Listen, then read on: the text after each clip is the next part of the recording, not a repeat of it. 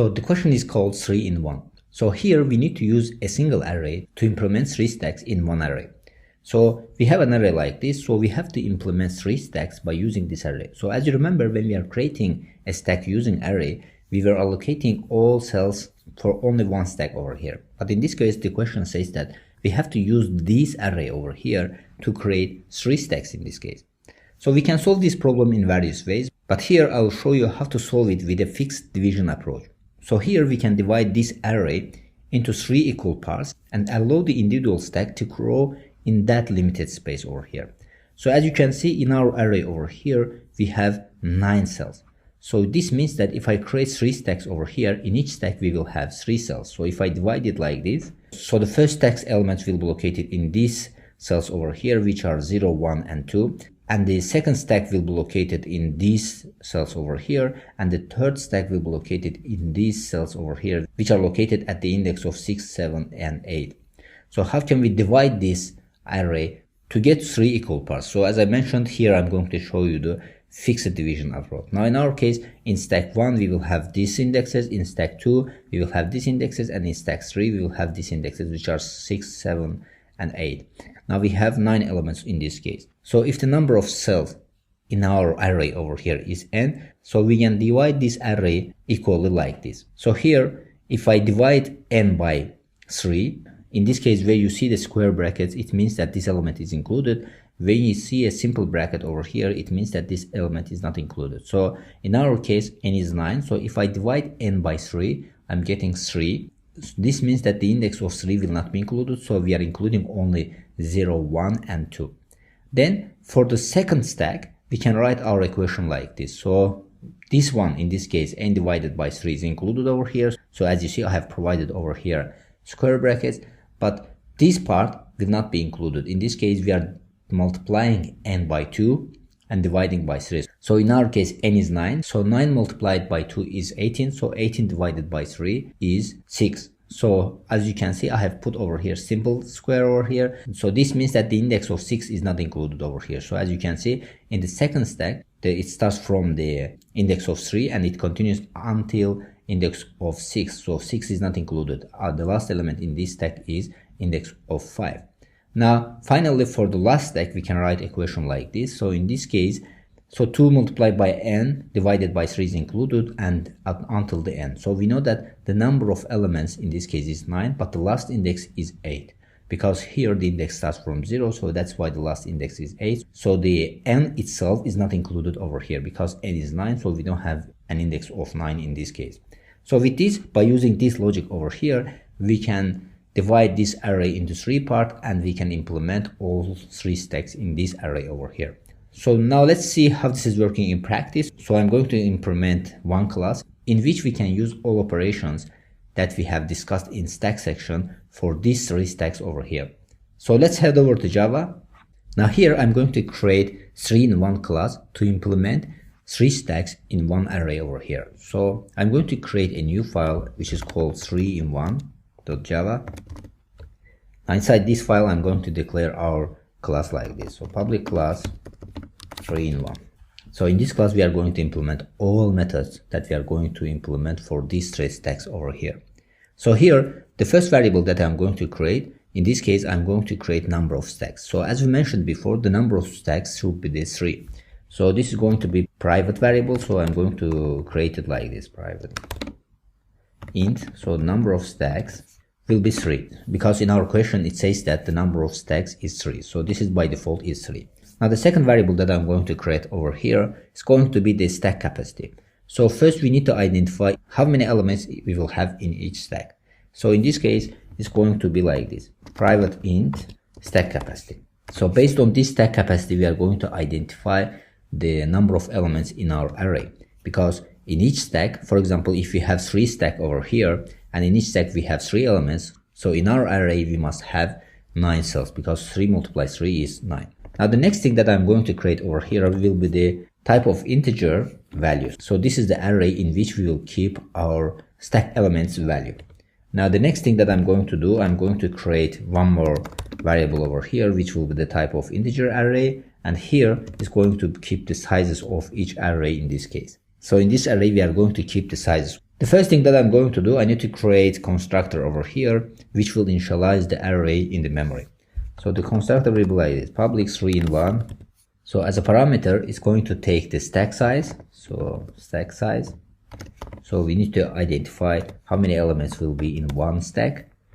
So it will come from the parameter. Then this parameter will be set to this stack variable over here. So it's going to be like this. So stack capacity equals to stack size that comes from this parameter. Then we are going to initialize values array over here. Now the number of elements in our values array will depend on the stack size and the number of stacks. So in this case, it's going to be like this, values equal new integer. So we should provide the number of elements. So the number of elements will be stack size multiplied with number of stacks. So the number of stacks is by default 3. We can put 3 over here, or we can put this variable, because in this variable we have saved the 3. Then I'm going to initialize the sizes of the stacks over here. So the sizes will equal to new integer number of stacks. So in this case, we will have 3 stacks in our case. So in this case, we will have 3 stacks in our array. So in this case, I'm going to initialize the sizes array with the number of 3, because we will have only 3 stacks. So in this sizes array, we are going to keep the sizes of stacks. Now here, after creating the stack over here, the first thing that I'm going to do, I need to create methods over here. So the first method that I'm going to create is full method. Then I will continue to create is empty, because these methods over here are helper methods. So first I need to create these methods, then I will continue to the main methods, which are pop and push methods. So in this case, for is full method, I'm going to declare it like this, public is full. So in this case, it returns boolean. We know that if our stack is full, it's going to return true, otherwise it's going to return false. So as you remember, when we are creating a stack, is full method does not take any parameter. But in this case, it has to take parameter, because based on the stack number, we will identify that this stack will be empty or not. Because in this case, we have 3 stacks in one array. So based on the stack index over here, we will identify that this stack is full or not. So it's possible that we can run this is full method for index of 0, which is stack 1. It might return true. For example, for the index of 2, it might return false, because in the third stacks we might have place for the next element. So that's why it might return false. So that's why for these cases, we need to have stack number over here as a parameter. So then we are going to check that if the size of stack based on this stack number over here is equal to the capacity, we know that we have declared the capacity over here.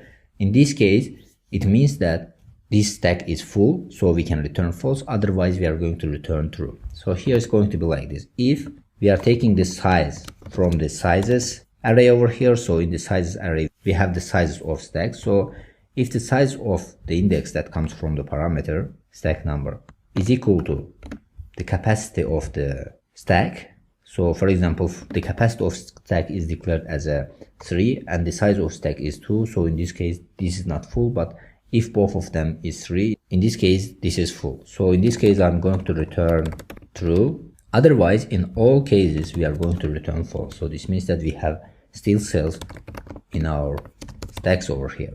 Now with this, we have completed is full method. So here, what we are doing is we are taking the stack size from this sizes array over here and checking that if it has reached to the capacity or not. So if it is reached the capacity, it means that it is full, otherwise it's not full. Then we are going to create our isEmpty method. So isEmpty method will be like this.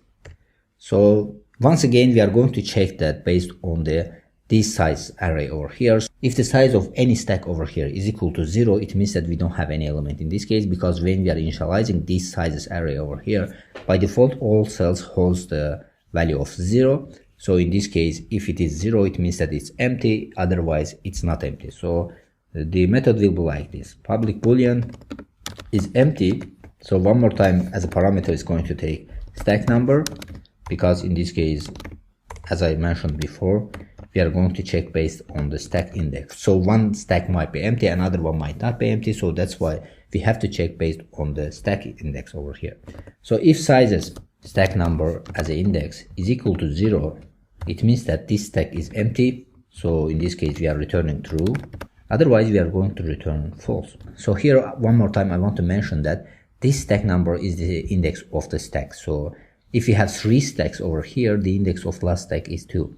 So here we need to put the index of stack, not the number of stack. So then the next method here I'm going to create, which will be useful for our dequeue and enqueue methods. It will be another helper function which will return the index of top element in a given stack over here. So this method is responsible for returning the index of top element in any given stack over here. So I'm going to create this method like this, private int. So it's going to return integer because the index is integer, index of top. So this one also will take as a parameter stack number. So based on the stack number, we are going to identify the index of given stack. So in this case, the first thing that I'm going to do, I'm going to create a variable like this, offset variable, which equal to stack number multiply stack capacity. So for example, the stack capacity is 3 and we are looking for the index of 0. In this case, this offset variable will be 0 because the stack number is 0 and we are multiplying it with capacity. It's becoming 0. So we are going to use this one, this offset variable over here. Then you will understand why we are creating it like this. So the next variable that I'm going to create over here is going to be size. So we know that we can take size from the size array. So based on the stack number index, we can identify the size of stack. Then we will return offset plus size minus 1. So for example, in this case, as I mentioned, if we have two elements in our stack 1 and we are looking the index of the top element, so we know that index of the top element in this case is 1 because we have two elements. So the first element is located at the index of 0 and the second element is located at the index of 1. So in this case, 0 will be multiplied with the capacity, which is 3. We are getting 0 over here, and the size of this stack, as we mentioned, is 2. So 0 plus 2 minus 1 is going to return 1. So because in this case, our top element is located at the index of 1. So with this method over here, we can easily identify the top element in our given stack over here. So this method will be used inside push and pop methods. So that's why this is going to be very useful in our cases. Now the next thing that I'm going to do over here is I'm going to create push method. So public push. So let me just comment out over here, push. So here we are going to put index of top. Now our push method will be like this, public void push. So we know that in case of stack, push method is responsible to insert elements to the stack. So normally here we have one parameter, which is the value that we are going to insert to the stack. But in this case, as I mentioned, we have 3 stacks. So we have to identify in which stack we are going to push the element. So that's why I'm going to put first parameter stack number, which will be the stack index.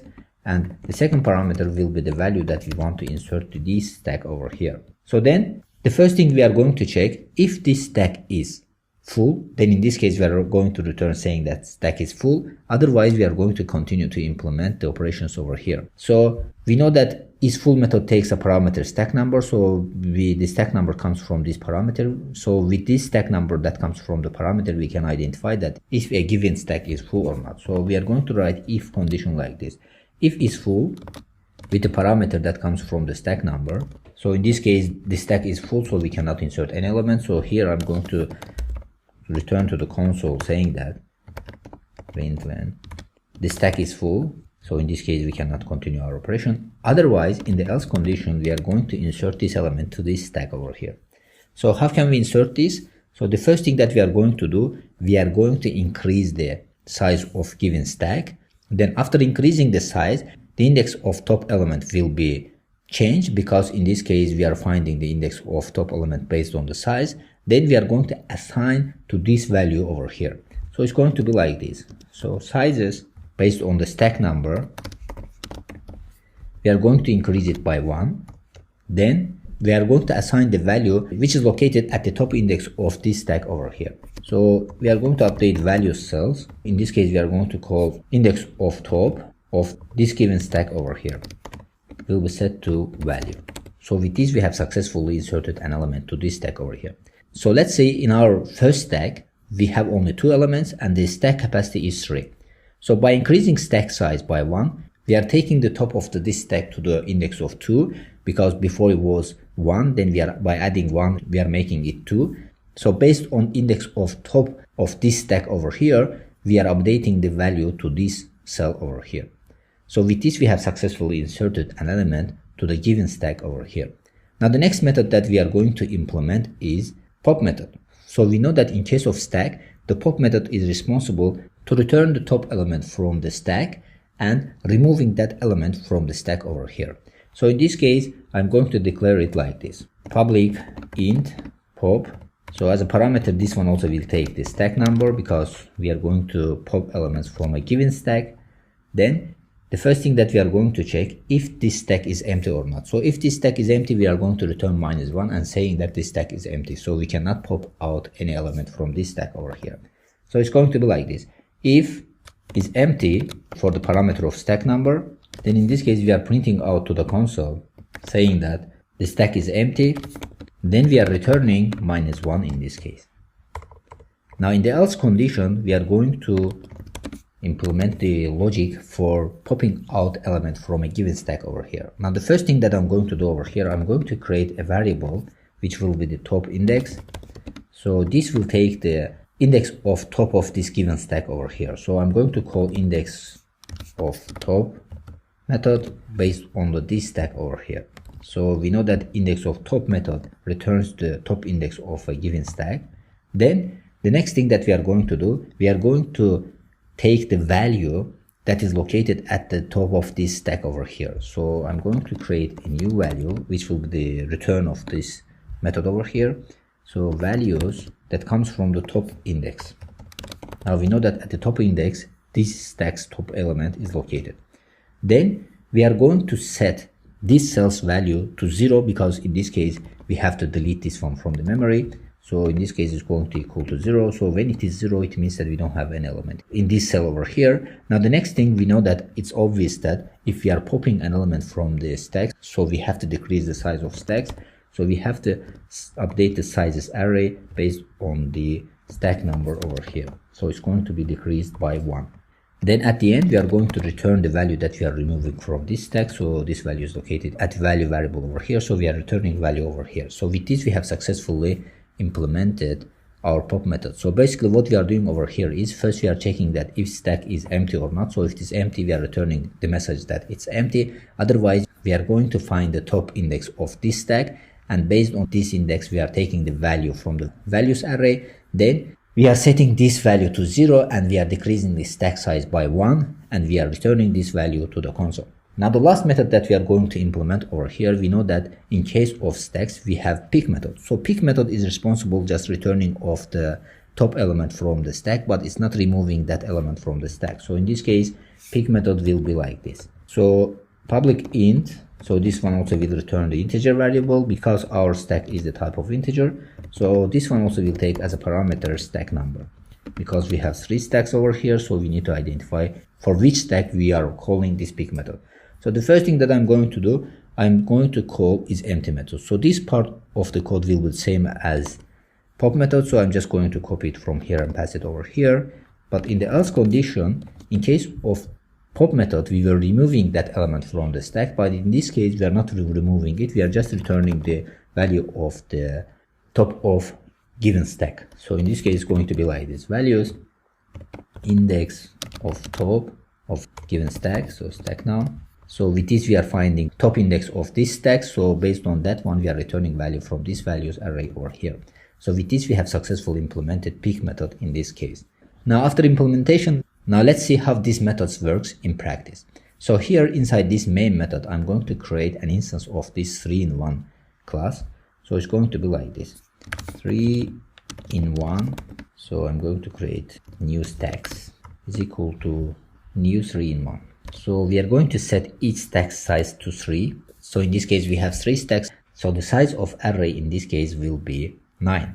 So here, the first thing that I'm going to check, is full method, then is empty method. Then I'm going to put some elements to these stacks over here to see how this is working.